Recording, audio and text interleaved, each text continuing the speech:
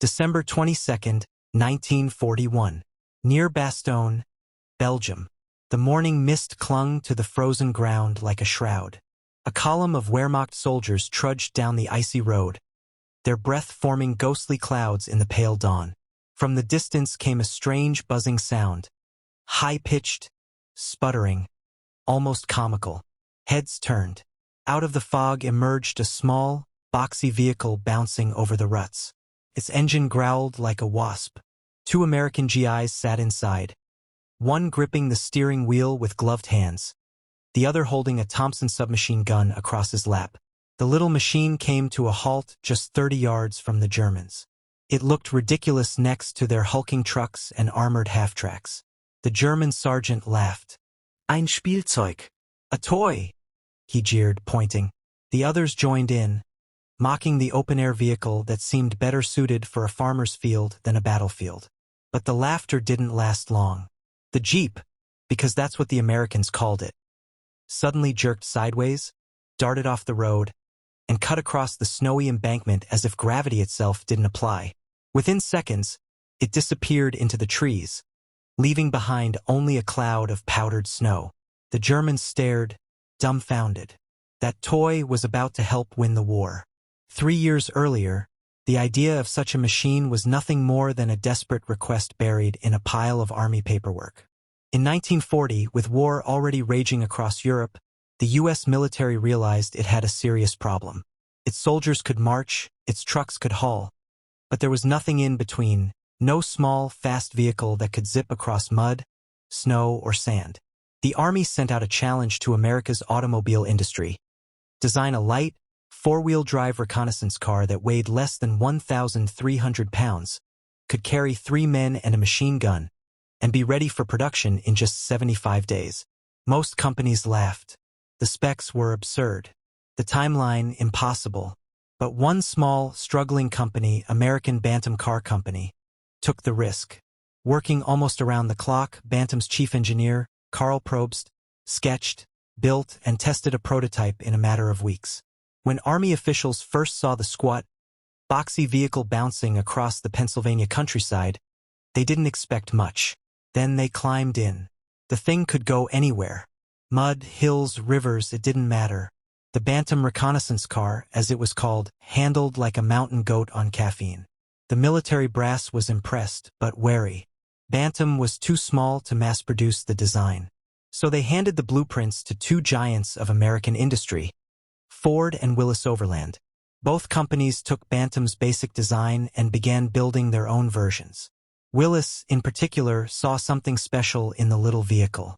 They beefed up the engine with their powerful Go Devil 60-horsepower motor, added a few design tweaks, and rolled out the Willys MB, the version that would soon be known around the world as the Jeep. By late 1941, production was in full swing. Shipments left American ports bound for Britain, North Africa, and the Pacific. The U.S. Army had found its mechanical workhorse. But no one, least of all the Germans, could have imagined what this unassuming box on wheels would become. The Jeep was small enough to fit inside a transport plane, light enough to be pushed by a few men, and tough enough to survive shellfire and sandstorms.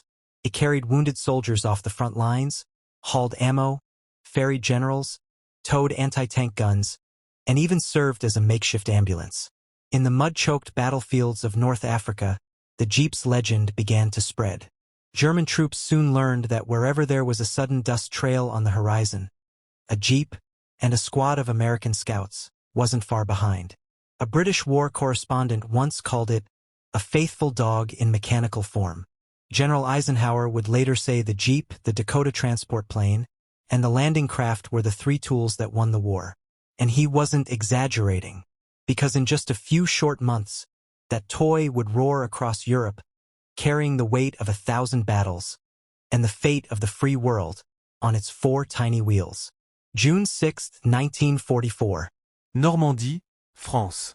The roar of the surf was drowned out by the thunder of artillery. Smoke and salt filled the air as waves of soldiers struggled up the beach.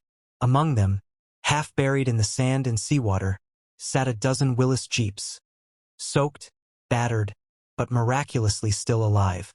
One engine coughed, sputtered, then growled to life. Private First Class Lenny Harper slammed his boot onto the clutch and shouted, "Hold on, boys!" The Jeep lurched forward, its tires spinning furiously, spraying sand in every direction. A mortar shell landed 20 yards away, sending a plume of debris skyward. The Jeep didn't flinch. Harper steered the tiny machine up a cratered incline, dodging bodies and barbed wire, weaving through chaos. In the back, Corporal McCarthy clutched a .30 caliber Browning machine gun mounted on a steel pipe. The Jeep wasn't just transport, it was a fighting platform, a mobile gun nest that could appear anywhere, anytime. By the end of D-Day, hundreds of Jeeps had rolled off the landing craft, serving as lifelines to the men pushing inland. They carried medics, officers, ammunition, even stretchers. They hauled supplies through mud where trucks got stuck, crossed flooded ditches, and braved sniper fire without hesitation. For many soldiers, the Jeep became a symbol of hope, reliable, fearless, and always there when needed most. Across Europe, its reputation spread like wildfire. Soldiers from every Allied nation used them, the British, Canadians, Free French, and even the Soviets under the Lend-Lease program. They gave it nicknames, the Blitz Buggy, the Peep, the Mighty Midget. But Jeep stuck, a name whose origin was as mysterious as its power. Some said it came from the military term GP for general purpose. Others swore it was from Eugene the Jeep, a magical cartoon creature that could go anywhere. Either way, the name fit perfectly. Even the Germans, who once mocked it, began to respect and fear it. Field reports from the Wehrmacht described the Jeep as the enemy's fastest reconnaissance vehicle and extremely dangerous in the hands of experienced drivers. Some units even tried capturing them, repainting them in German colors for their own missions. But the Jeep wasn't just a weapon of war, it was a lifeline. In the dense hedgerows of Normandy, medics strapped wounded men onto stretchers mounted on the sides of Jeeps and drove them through terrain no ambulance could cross. In the forests of the Ardennes, Jeeps delivered food and ammunition under cover of night, their engines muffled with rags to avoid detection. And in North Africa, General George S. Patton turned the Jeep into his personal chariot. He replaced its windshield with armor plates, mounted twin machine guns on the hood, and roared across the desert like a man possessed. "This," he once said, slapping the hood, "is the best damn thing the Army ever built." The Jeep's adaptability was unmatched. Soldiers modified it with anything they could find, extra fuel cans, bazookas, radios, even armor plating scavenged from wrecked tanks. One inventive crew in Italy mounted a recoilless rifle on theirs, transforming it into a mini-tank destroyer.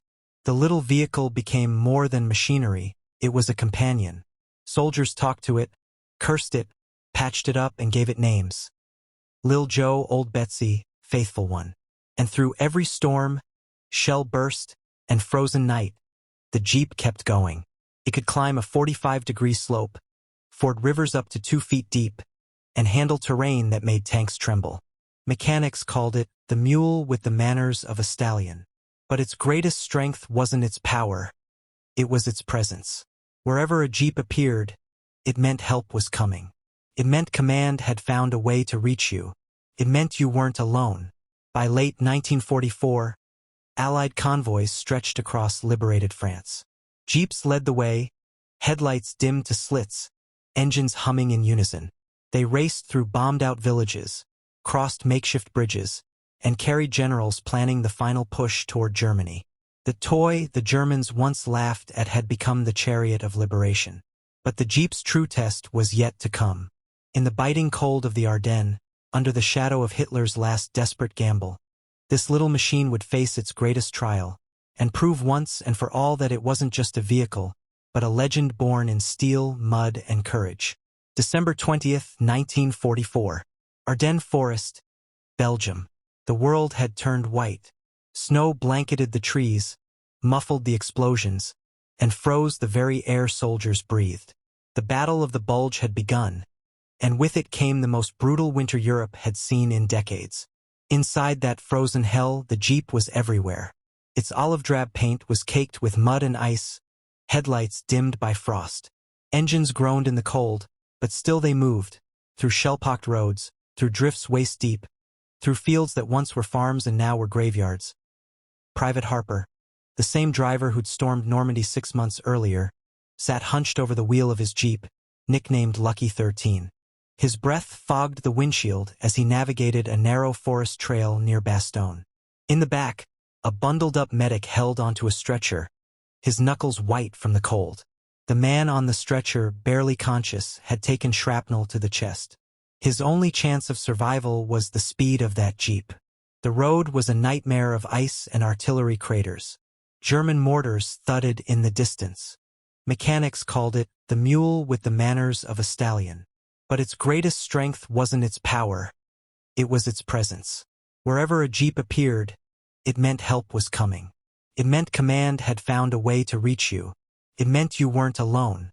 By late 1944, Allied convoys stretched across liberated France. Jeeps led the way, headlights dimmed to slits, engines humming in unison. They raced through bombed-out villages, crossed makeshift bridges, and carried generals planning the final push toward Germany. The toy the Germans once laughed at had become the chariot of liberation. But the Jeep's true test was yet to come. In the biting cold of the Ardennes, under the shadow of Hitler's last desperate gamble, this little machine would face its greatest trial, and prove once and for all that it wasn't just a vehicle, but a legend born in steel, mud, and courage. December 20th, 1944.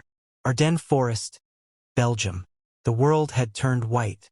Snow blanketed the trees, muffled the explosions, and froze the very air soldiers breathed. The Battle of the Bulge had begun, and with it came the most brutal winter Europe had seen in decades. Inside that frozen hell, the Jeep was everywhere. Its olive-drab paint was caked with mud and ice, headlights dimmed by frost. Engines groaned in the cold, but still they moved, through shell-pocked roads, through drifts waist-deep, through fields that once were farms and now were graveyards.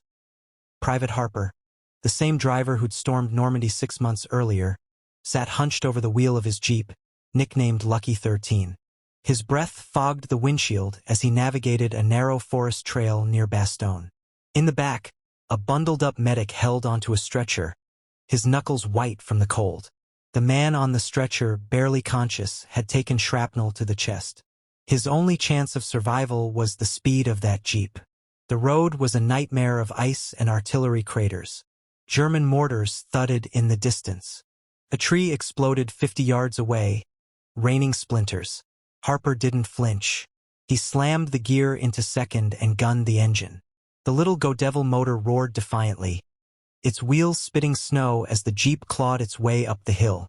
To the soldiers of the 101st Airborne trapped in Bastogne, the Jeep was salvation on wheels. It brought them ammunition, food, and medicine when no truck could pass. It ferried messages through enemy lines, its drivers navigating by instinct and moonlight. In the freezing dark, the Jeep's silhouette became as iconic as the soldiers who rode it, small, fast, unyielding. As the tide of war turned, the Jeep was there everywhere. From the shattered streets of Aachen to the bridges of the Rhine, it carried victory forward 1 muddy mile at a time. When Allied forces crossed into Germany in early 1945, Jeeps led the convoys through the ruins. They carried chaplains to the front, photographers to the trenches, and generals to the signing tables. In one scene captured by a war correspondent near Remagen, a column of Jeeps drove across the half-destroyed Ludendorff Bridge, engines echoing over the Rhine. The bridge shook under their weight, but not one Jeep turned back. They were the first Allied vehicles to cross into the German heartland. And then, in April, when victory was finally within reach, the Jeep bore witness to history itself. On April 25, 1945, near the Elbe River, American and Soviet troops met for the first time, brothers in arms from opposite ends of the world. Between them, parked in the mud, sat a Willys Jeep, its tires splattered with 2 kinds of soil, American dust and Russian clay. Soldiers from both sides leaned against its hood, passing cigarettes, laughing despite the wreckage around them. The Jeep had done its job. It had carried the war from the beaches of Normandy to the gates of Berlin. By the end of World War II, over 640,000 Jeeps had been built. They rolled across continents, through jungles and deserts, from the Pacific to the Arctic. Many were left behind, donated to liberated nations or rebuilt by civilians. Some became farm vehicles, some taxis, some were even turned into makeshift buses. But for those who drove them in war, the Jeep was never just a machine. To the soldiers who watched it pull through a minefield with a wounded friend in the back, it was courage made of steel. To the generals who stood in its passenger seat surveying the battlefield, it was command incarnate. And to the people of occupied Europe, seeing a Jeep rumble into their ruined towns meant one thing above all: freedom had arrived. In the post-war years, when peace returned, the Jeep refused to fade into history. It evolved into the civilian Willys CJ, the direct ancestor of today's Jeep Wrangler. But under the modern polish, the soul of that wartime hero still beats, the soul of a scrappy little machine that refused to quit. May 8, 1945. Berlin, Germany. The war was over. Soldiers gathered in the ruins, lighting cigarettes, shaking hands, staring into the quiet sky. In the middle of the rubble sat a single Jeep, engine still idling softly. A faded American flag was painted on its hood, dusted with ash and sunlight. Once the enemy had laughed at it. Now they stood in silence as it passed by. The toy had conquered Europe, not with size or armor, but with will, ingenuity, and grit. And as the world rebuilt itself from the ashes, the legend of the Jeep rolled on, one engine roar at a time.